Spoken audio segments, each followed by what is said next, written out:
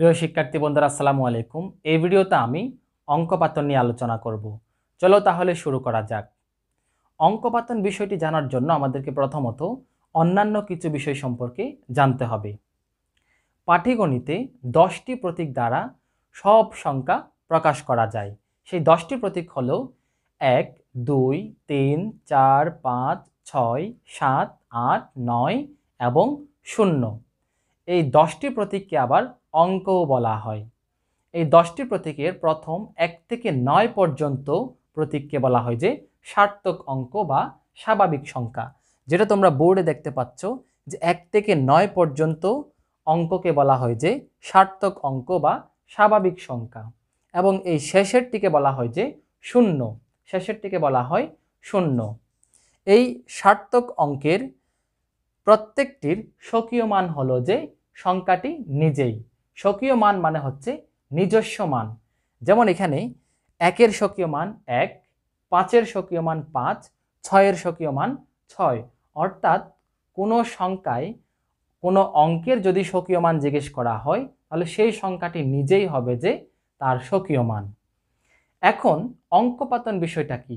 অঙ্কপাতন হচ্ছে কোনো সংখ্যাকে যখন আমরা অঙ্ক দ্বারা লিখব তখন তাকে বলা হবে যে অঙ্কপাতন। যেমন আমি কিছু সংখ্যা লিখছি এখানে, দেখো 55 লিখলাম, তারপর 62, তিনটা সংখ্যা লিখি, তারপর মনে করো যে 72। এই সংখ্যাগুলোকে যদি আমি এখন এই 10টি প্রতীক দ্বারা লিখি, অর্থাৎ পাটিগণিতের সকল সংখ্যা তো এই 10টি প্রতীক দ্বারাই কিন্তু লেখা হয়। তাহলে এখন যদি আমি 55কে যদি অঙ্কে দ্বারা লিখি তাহলে হবে যে 5, 5। এটা হচ্ছে এই 55-এর অঙ্কে দ্বারা লিখলাম, আর এটাকেই বলা হয় যে অঙ্কপাতন।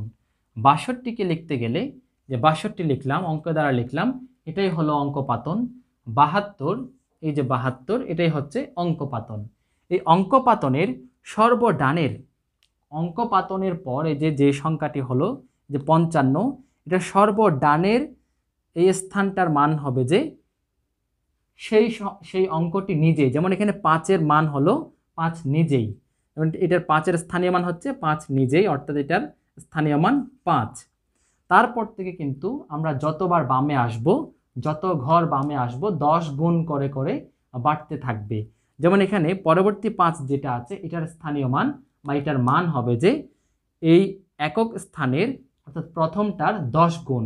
এই 5-এর 10 গুণ, অর্থাৎ এটার মান হবে যে 5 গুণ 10। এদিকে বামে যদি আরও একটি অঙ্ক থাকতো তাহলে সেই অঙ্কটার মান হতো যে এই 5 গুণ 10-এর আবার 10 গুণ, 5 গুণ 10-এর আবার 10 গুণ, এভাবে 10 গুণ করে করে করে বাড়তে বাড়তে বামে যায়। আর এখানে যে কোনো অঙ্কের যদি স্বকীয় মান জিজ্ঞেস করা হয় তাহলে আমরা সেই অঙ্কটিকেই বলবো যে তার স্বকীয় মান। যেমন এখানে 5-এর স্বকীয় মান কত? 5।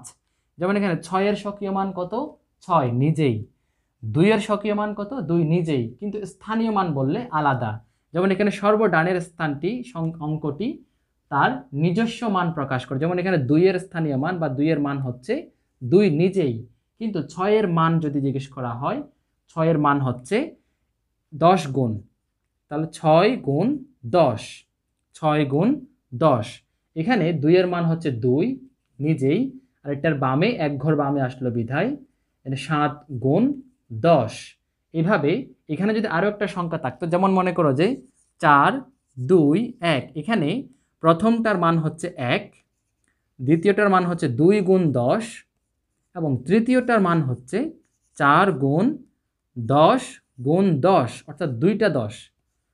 প্রথমত এই যে প্রথমত সংখ্যাটি নিজেই, তারপর একটা 10 গুণ, তারপর 2টা 10 গুণ। এখানে যদি চতুর্থ একটি অঙ্ক থাকতো এখানে, তাহলে সেটা হবে যে 3 বার গুণ, একবার, দুইবার, 2টা 10 গুণ হলো, সেটা হবে যে 3টা 10 গুণ। অর্থাৎ আমরা যে স্থানীয় মান পড়েছি পূর্বের ক্লাসে, সেই যে একক, এটা হচ্ছে দশক, শতক, শতকের ঘরে যে 10 10-এ 100, তারপরে হাজারের ঘর, হাজারের ঘরে হচ্ছে হাজার, আর 3টা 10 মানে কিন্তু হাজারই বোঝায়। তাহলে আমরা এই যে অঙ্কপাতন শিখলাম খুব সহজেই।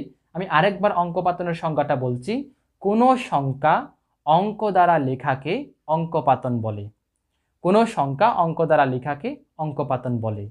এই হলো অঙ্কপাতন নিয়ে আলোচনা। আশা করি তোমরা বুঝতে পেরেছো। না বুঝলে আমাকে নিজে কমেন্টস করে জানাবে। তাহলে ভালো থেকো, সুস্থ থেকো, দেখা হবে পরবর্তী ভিডিওতে। আল্লাহ হাফেজ।